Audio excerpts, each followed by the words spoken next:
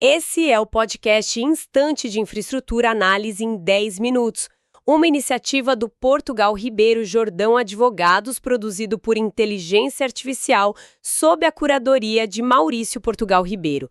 Nesse episódio, tratamos do tema do oportunismo contratual, com base em um artigo de Maurício Portugal Ribeiro, que comenta a dissertação de Jeane Lima, intitulada Equilíbrio Econômico-Financeiro de Concessões na Pandemia, Respeito a Contratos ou Oportunismo Contratual. Então, hoje a gente vai explorar esse conceito, o tal do oportunismo contratual. Vamos olhar como os incentivos podem mudar nesses acordos de infraestrutura que são super longos, entre governo e empresa privada. E tudo isso com base nessas fontes que a gente mencionou. Perfeito. A discussão, ela parte muito da conceituação teórica da Lima, E aí a gente mergulha na análise que ela fez de um caso prático que foi bem relevante, que é a atuação da ANAC, a Agência de Aviação Civil, naquele reequilíbrio dos contratos de aeroportos durante a pandemia. Um tema quente. Certo, vamos lá então. Começando pela base teórica da Jeane Lima. Ela define o oportunismo como uma mudança de comportamento de uma das partes. Isso acontece quando os incentivos mudam, ao longo desses contratos que duram décadas às vezes. E é curioso que ela nota que não tem uma definição assim super clara na doutrina, mas encontra ideias parecidas, tipo demagogia regulatória. Exato. E o ponto central da análise dela, são dois momentos bem distintos. Nesses momentos, os incentivos da agência reguladora mudam. No primeiro momento, que é antes ou durante a fase de investimento pesado pela concessionária, aí o governo e a agência têm um interesse muito forte em cumprir o contrato direitinho. Para quê? Para garantir que a obra saia do papel. A agência, nesse ponto, ela tende a proteger mais o poder concedente, o governo. Entendo a lógica. É para garantir o investimento inicial, Faz sentido. Mas isso não acaba ignorando um pouco a necessidade de já pensar na sustentabilidade lá na frente, desde o começo? É uma boa pergunta, sim. Mas segundo a análise da Lima, o foco meio que muda no segundo momento, sabe? O pós-investimento. Aí a concessionária já fez o investimento e precisa recuperar esse capital. E para isso ela depende dos reajustes, dos reequilíbrios que estão lá no contrato. Nesse ponto, a Lima argumenta que o incentivo da agência para cumprir essas obrigações, ele pode diminuir um pouco. Idealmente, a agência deveria então mudar o foco e proteger a concessionária, garantir o retorno dela. E aí entra aquela regra de toque que ela propõe, Que é bem direta. Antes do investimento, proteger o governo, depois, proteger a concessionária. É uma síntese boa do papel ideal da agência, Essa teoria dos incentivos é bem interessante mesmo. Mas como que ela se aplicou ou não se aplicou, no caso que a Jeane analisou, o da ANAC na pandemia? Então, a metodologia dela foi bem pensada. Ela comparou o tratamento que a ANAC deu para dois grupos diferentes de aeroportos. De um lado, os aeroportos da sexta rodada. Esses ainda iam ser licitados, sabe? Do outro, os aeroportos que já estavam concedidos, já operando. A hipótese dela era que a ANAC poderia ter um incentivo para ser, digamos, mais boazinha com a sexta rodada, para atrair mais gente para a licitação. Certo. E como ela foi olhar essa diferença na prática? O que ela analisou? Basicamente, dois pontos principais. Primeiro, como a ANAC atualizou os estudos de demanda para essa sexta rodada, já pensando nos efeitos da pandemia. E segundo, como a agência lidou com o reequilíbrio financeiro, Aquele ajuste por causa da queda brutal de passageiros nos aeroportos que já estavam funcionando. A ideia era buscar alguma diferença de tratamento que pudesse indicar talvez um oportunismo. Entendi.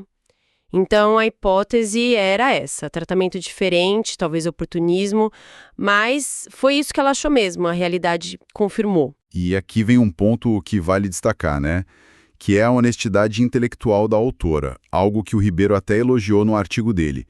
A conclusão da Lima, na verdade, foi que, com base na metodologia que ela usou e nos dados que ela analisou, não deu para afirmar que teve oportunismo contratual por parte da ANAC, pelo menos não naquele caso específico ali. Interessante essa conclusão dela, mas aí entra o Maurício Portugal Ribeiro, Ele levanta um ponto importante sobre como a ANAC fez essa análise. Ele sugere que a metodologia talvez não tenha capturado tudo. Qual é o centro da crítica dele?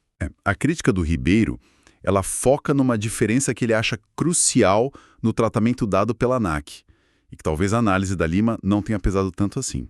Olha só, para os aeroportos novos da sexta rodada, a ANAC considerou os impactos da pandemia olhando para os 30 anos de contrato, uma visão de longo prazo. Já para os aeroportos que já estavam concedidos, a abordagem foi outra: avaliar o impacto e decidir sobre o reequilíbrio ano a ano. Ah, então peraí. A comparação não foi exatamente igual, né? Teve essa diferença grande. E essa abordagem anual de decidir ano a ano, quais as implicações disso? Exatamente, não foi uma comparação direta. E aí vem o ponto que o Ribeiro considera mais crítico e que veio da Procuradoria da própria ANAC. Foi a ANAC se reservar o direito de reavaliar todo ano se os efeitos da pandemia, que foi classificada lá no início como um evento imprevisível, extraordinário, se esses efeitos teriam, com o tempo, se tornado previsíveis e ordinários.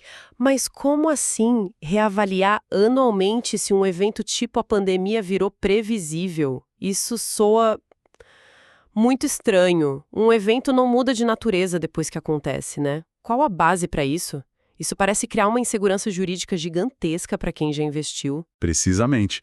A sua reação é a mesma do Ribeiro.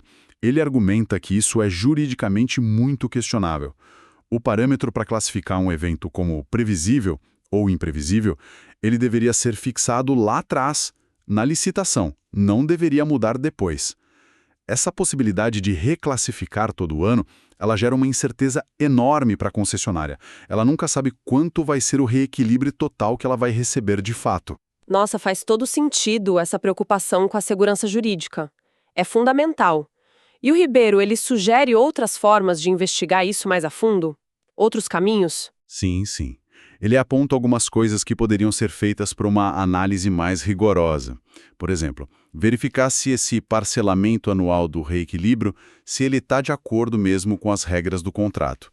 Também comparar essa abordagem com outros reequilíbrios que a própria ANAC já fez no passado.